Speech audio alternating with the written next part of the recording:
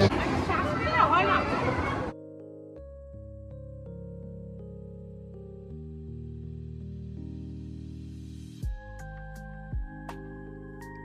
আলাইকুম গাইস, আশা করি সবাই ভালো আছেন। এই কোরবানির ঈদের ছুটিতে আমি এবং আমার ফ্যামিলি মেম্বাররা মিলে চলে গেছিলাম এক অনন্য সুন্দর রিসোর্ট সুবর্ণগ্রাম। ঢাকা গুলিস্তান হতে মাত্র 80 টাকা খরচ করে চলে যেতে পারবেন নারায়ণগঞ্জের বুলতা গাউসিয়া। আর যদি কুড়িল বিশ্ব রোড থেকে যেতে চান বুলতা গাউসিয়া, তাহলে আপনাদের খরচ পড়বে মাত্র 60 টাকা।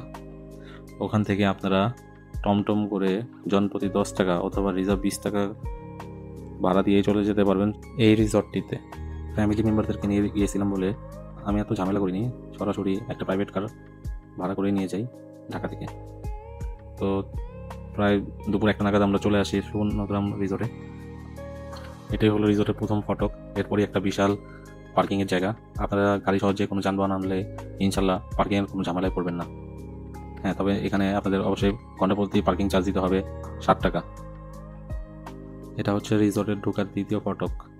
এখানে এন্ট্রি ফি পার হেড 300 টাকা করে। আর যদি সুইমিং কেউ করতে চায় তাহলে জন প্রতি পড়বে 500 টাকা।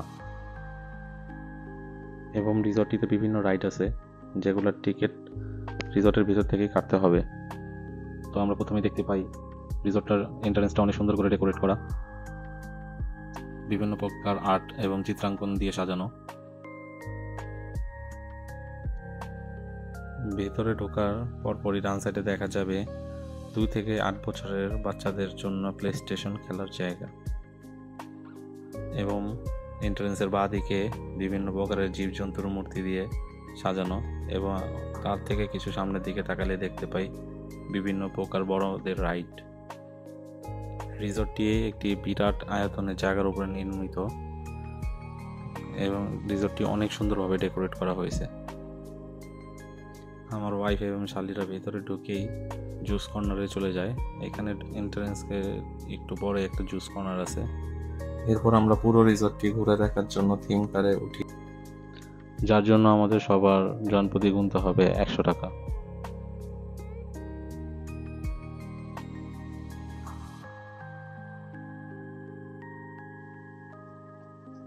রিসর্টটি ঘুরে দেখার জন্য প্রায় 4 থেকে 5 ধরনের ছোট বড় থিম কার রয়েছে।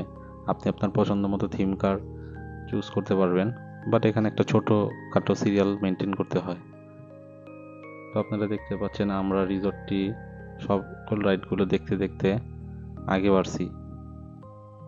আমাদের গাড়ি আগে বাড়তেছে এবং সবাই মিলে ডিসকাস করতেছে কে কোন রাইডে উঠবে। সবাই আগে থেকে তাদের রাইডগুলো চুজ করতেছিল। থিম কার কিছু দূর আগে বাড়তেই আমরা দেখতে পারি এক সাইডে লেক, আরেক সাইডে সবুজ মাঠ। খুব সুন্দর লাগছিল আর বাচ্চারা খুব এনজয় করতেছিল। থিম কারে পুরো রিসর্টটি ঘোরা শেষ করে আমরা চলে আসি রিসর্টের বিরাট লেকটাকে স্পিড বোটে ঘুরে দেখার জন্য। এবং এখানে প্রচুর সিরিয়াল ছিল, সিরিয়াল মেনটেন করেই আমাদের সময় লাগিয়ে স্পিড বোটে উঠতে হয়। এবং আমার মেয়েকে নিয়ে খুব সাবধানে স্পিড বোটে উঠি।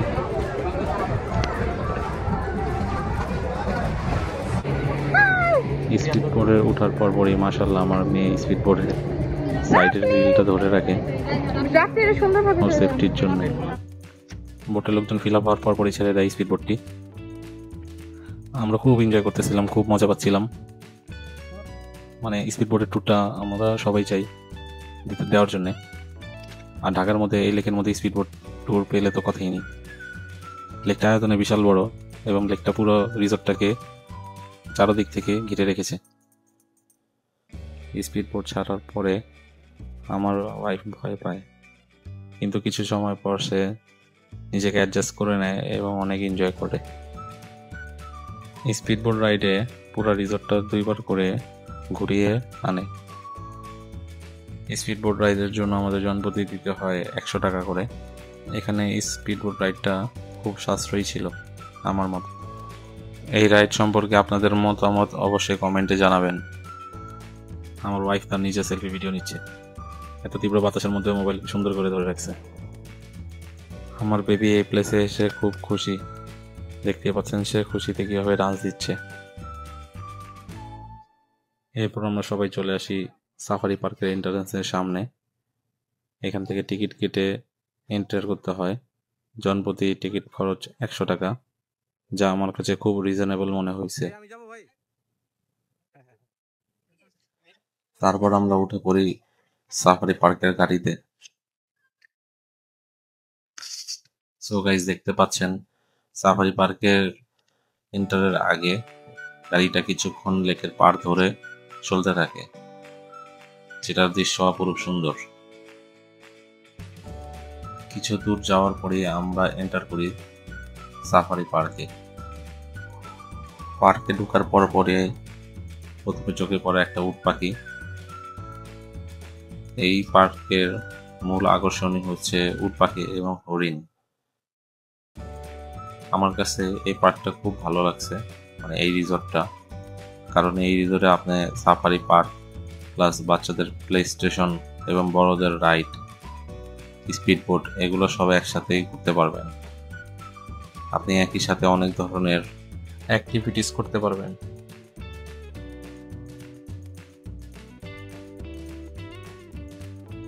হরিণ এবং উট পাখির পাশাপাশি আরো ছিল ঘোড়া এবং ছিল আরো হাঁস মুরগি।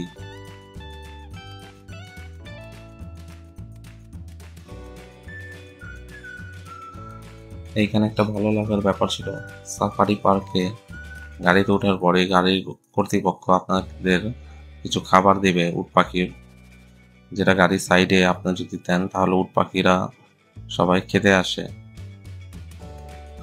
আপনারা দেখতেই পাচ্ছেন উট পাখিরা খাবার খাচ্ছে এবং যারা যাত্রী তারা খাবার ঢেলে দিচ্ছে ট্রেতে।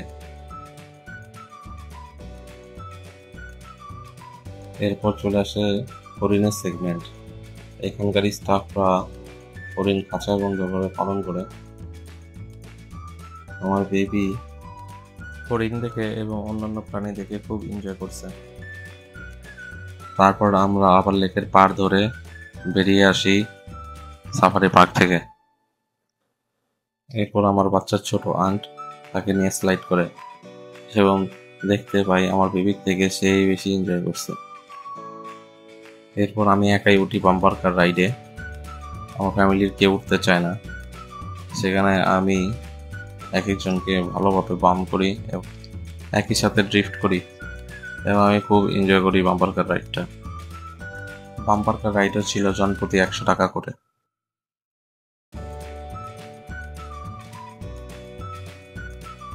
এইবার চলে আসি ছোট বাচ্চাদের রাইডের জায়গায়।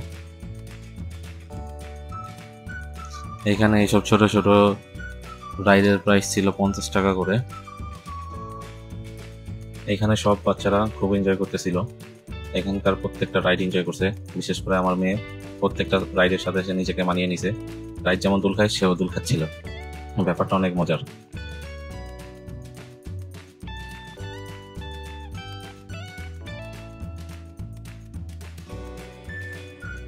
বাচ্চাদের এনজয়মেন্টের সিনারিও দেখে আমরাও খুব এনজয় করি।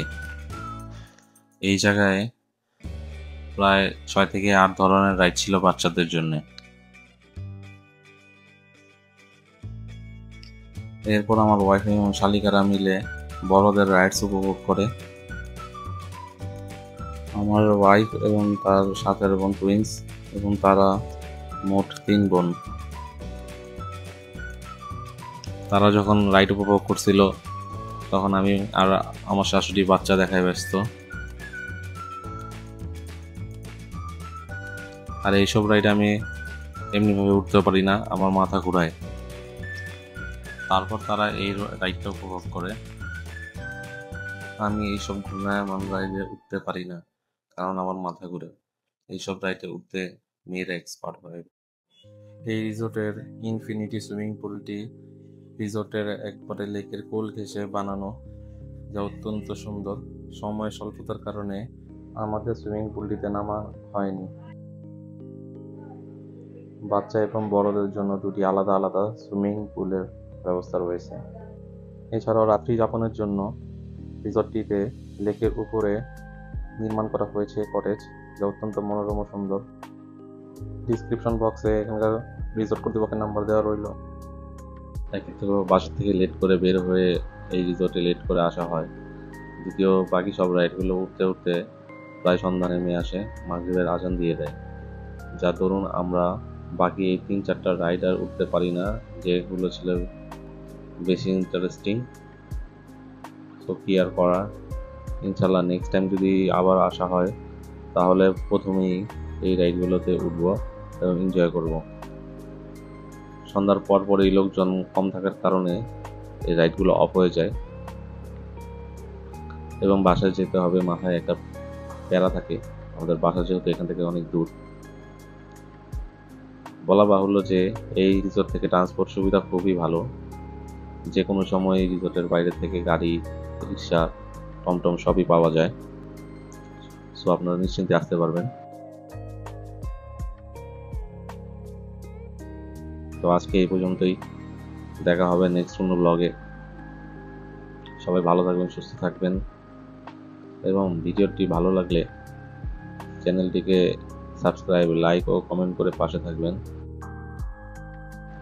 ইনশাল্লাহ পরবর্তী ব্লগটি খুব শীঘ্রই আসবে। আল্লাহ হাফেজ।